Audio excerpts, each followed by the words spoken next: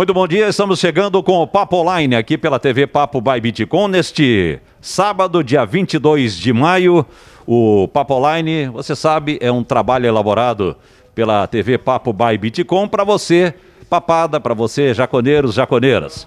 O Papo Online tem como produtor o Pedro Rossano, o cinegrafista Telo Gianni, a edição do Guilhermo Matias, o departamento comercial do Ivo Menegolo, o gestor Cleberson Portela, a direção geral de Alessandra e Fabiano Vergani. Alessandra Vergani e Fabiano Vergani na direção da Bitcom TV e da TV Papo by Bitcom. Estamos no ar em nome de Internet Fibra Bitcom 50, 100, 200 mega para navegar, jogar e ver filmes. Todo mundo conectado e tudo ao mesmo tempo. Internet banda larga Bitcom é gol. Fique ligado no portal do Juventude, juventude.com.br e nas mídias sociais do clube. Alô papada, não esqueça de curtir e compartilhar o Papo Online nas redes sociais, no Facebook, no Instagram, no Twitter da Bitcom TV. Pois o Papo Online está recebendo hoje uma das grandes referências do trabalho de formação de atletas do Esporte Clube Juventude.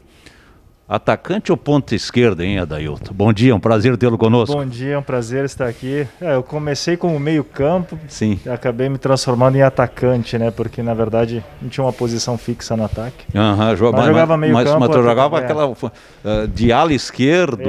Ala esquerda, também, depois acabei virando atacante. Todas aquelas funções pelo lado esquerdo tu atuaste? Todas. Depois aprendi a jogar pelo lado direito também, né? Na evolução do futebol, jogando de pé trocado. Sim. Lá na Itália, os últimos anos, acabei jogando pelo lado direito mais que pelo lado esquerdo. Pois bem, vamos lá então.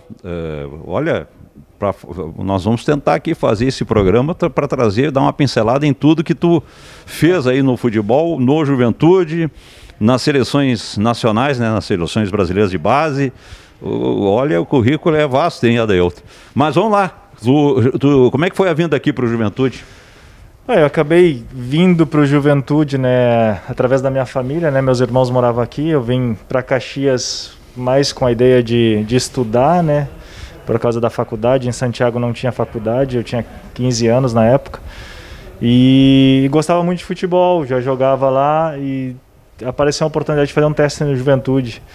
Acabei fazendo um teste que até digo hoje, agradeço o Renato Tomazini, né, que não me deixou nem jogar. Eu fiz um teste, ele me passou o teste num trabalho técnico.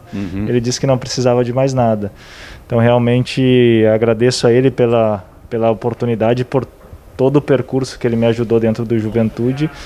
E começou assim com 15 anos aqui no Juventude, né, já avançado, digamos assim. Que olho do Renato, hein?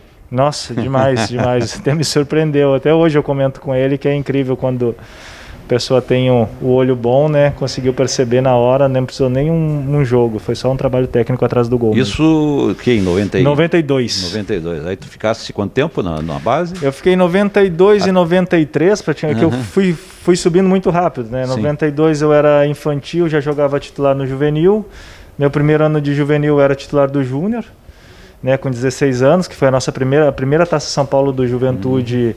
Eu fiz parte, né, tinha eu, Laurinho e Itaqui, só que eu era bem menor que eles, né, eu era 77, ele 73. E em 94 eu já comecei a ir pro profissional, foi o ano que eu jogava no Júnior, mas subia profissional, treinava com o profissional, que foi o ano que a gente ganhou a Série B. Né, eu acabei não jogando nenhum jogo, mas estava no grupo que ganhou a Série B do Campeonato Brasileiro. E em 95 definitivo no profissional, foi onde eu joguei o Campeonato Brasileiro da Série A. Acho que joguei 19 ou 20 jogos naquele ano. E depois, 96 também, outro campeonato de Série A, aqui no Juventude, além do Gauchão e tudo. E em 97 eu fui para o Guarani, de Campinas. Fiquei muito pouco tempo, porque na época ali teve o Sul-Americano no início do ano, depois Mundial. Fiquei só aquele intervalo entre Sul-Americano e Mundial, e depois do Mundial acabei indo para a Itália. Pois muito bem. De Santiago para o Juventude, para o futebol nacional e do mundo, né? Que loucura isso, né? Que carreira meteórica. Aconteceu muito rápido, até pelo período que era, né? Se a gente pensa hoje, colocando nos dias atuais, hoje acontece com muita frequência jogadores jovens sair aqui do Brasil. mas na época eram poucos jogadores, né? Já que os jogadores na época era de propriedade dos clubes, não é como hoje que tinha que assinar contrato e tudo. Então era muito mais difícil ser liberado dos clubes.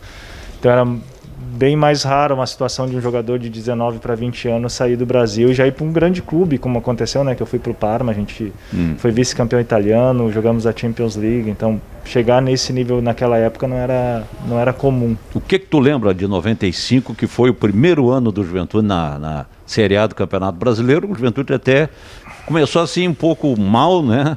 Se adaptando àquela nova realidade, era uma transição, é um novo parâmetro, como é agora, né? Retornando. Sim. Mas conseguiu fazer uma boa campanha. Não, fez uma excelente campanha. O que eu cito muito é que a base do clube, mesmo tendo a Parmalat trazendo jogadores que não jogavam no Palmeiras, alguma coisa assim, mas a base do clube era a categoria de base. Eu lembro da base do Juventude, tinha eu, o Lauro, Itaqui, Fernando Reck, Márcio Angonese, Piccoli, Baggio, Erickson, Edson, Jardel.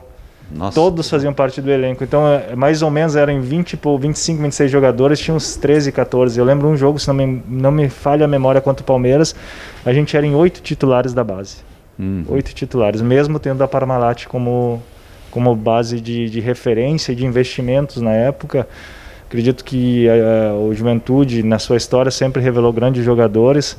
E ali foi, eu acho, o período mais fértil do Juventude. Nos anos vieram outros jogadores, mas tantos como aquele período, acho que não teve. 95 e 96, né?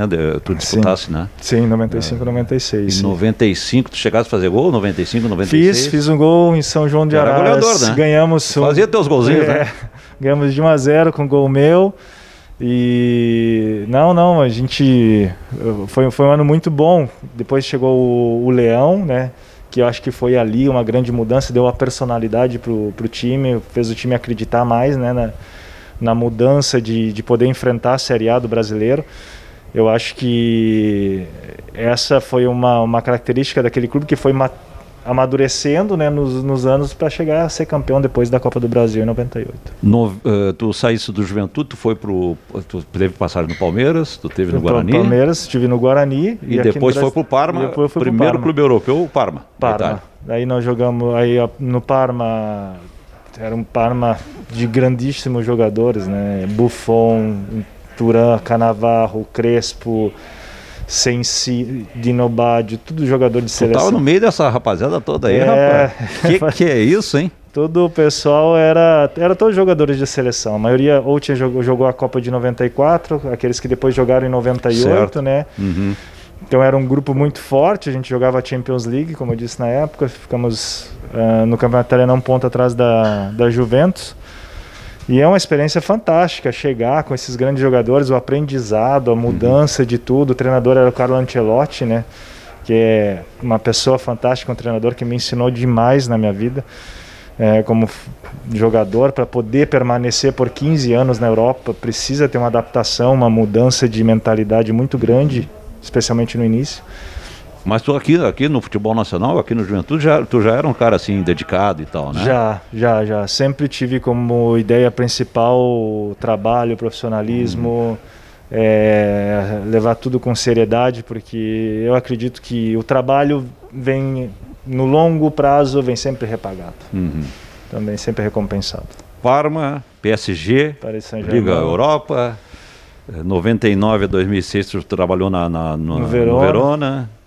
Depois Gênua, Bolonha. Isso. E por fim, na Europa, tu parou no futebol romeno? Parou, que eu digo, foi pro futebol romeno, encerrando um ciclo na Europa. Na Europa, porque foi uma escolha que eu fiz. Eu poderia ter continuado na Itália, já estava com 35 anos, para completar 35 anos. E um presidente num time romeno me ligou dizendo que queria fazer um time para disputar a Europa League.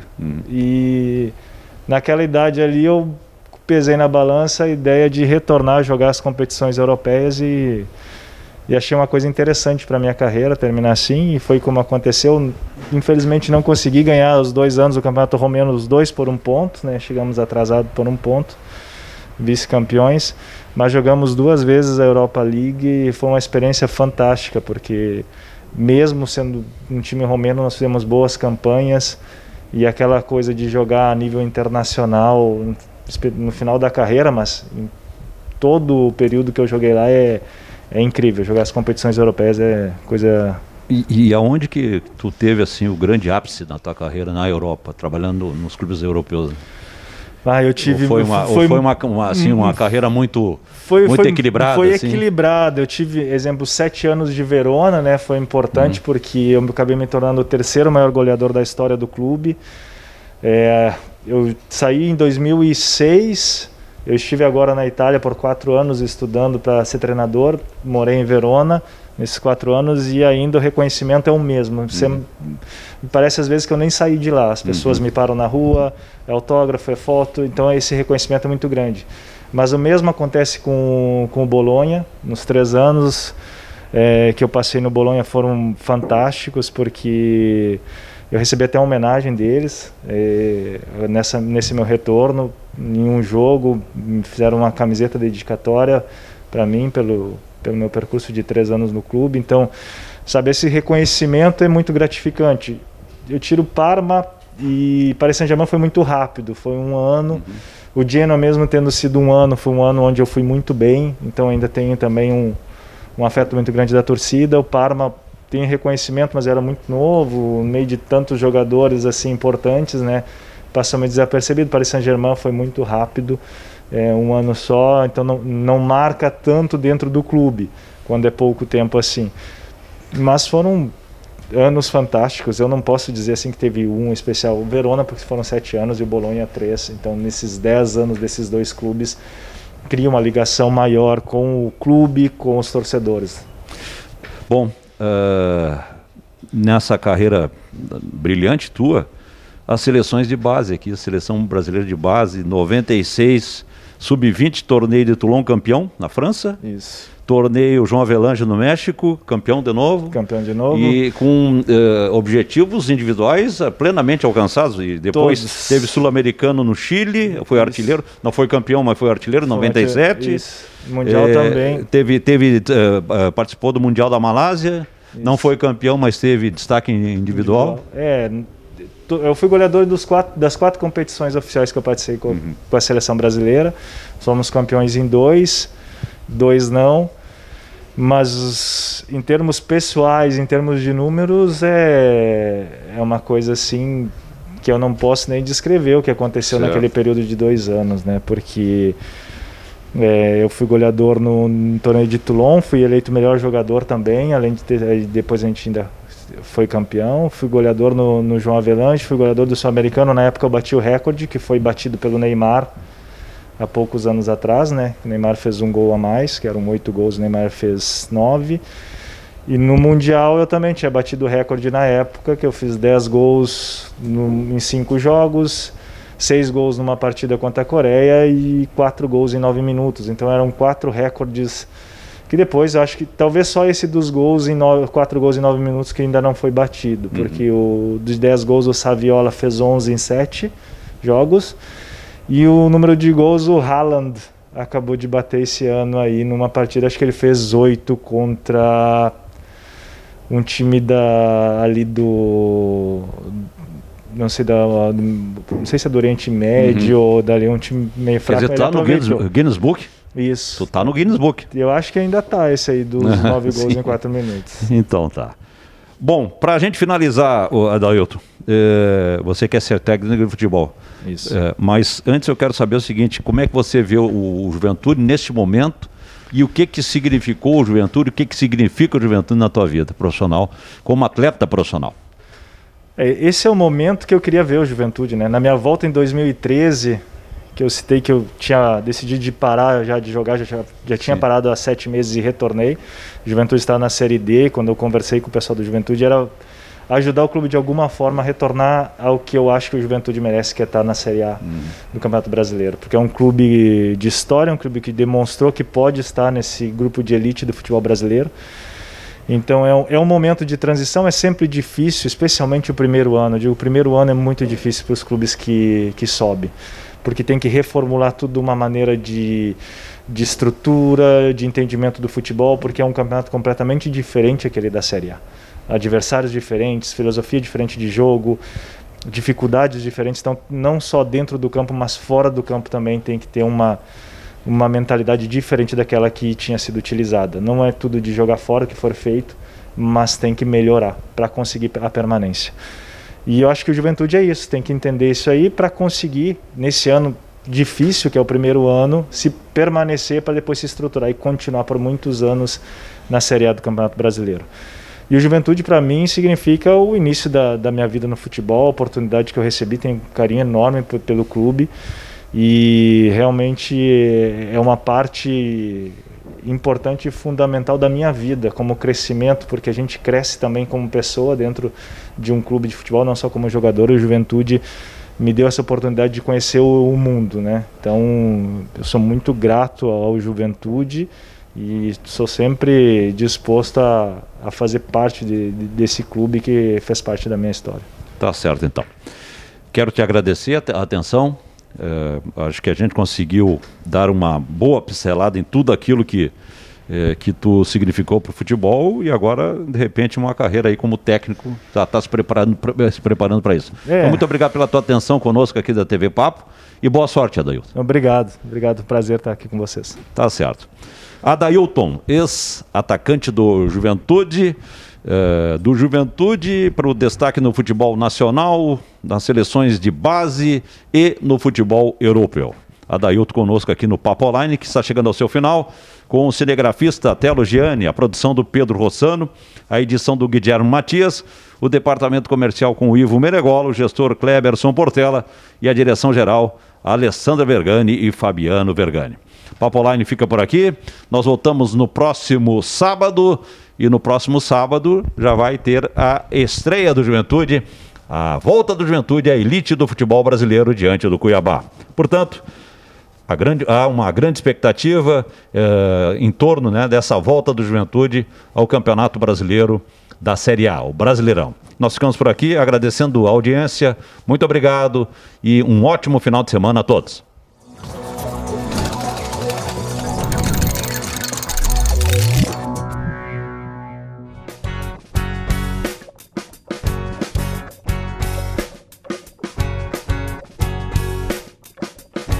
Muitas coisas a gente aprende ao longo da vida, outras delas a gente esquece e não lembra jamais. O que levo gravado no peito e eu peço...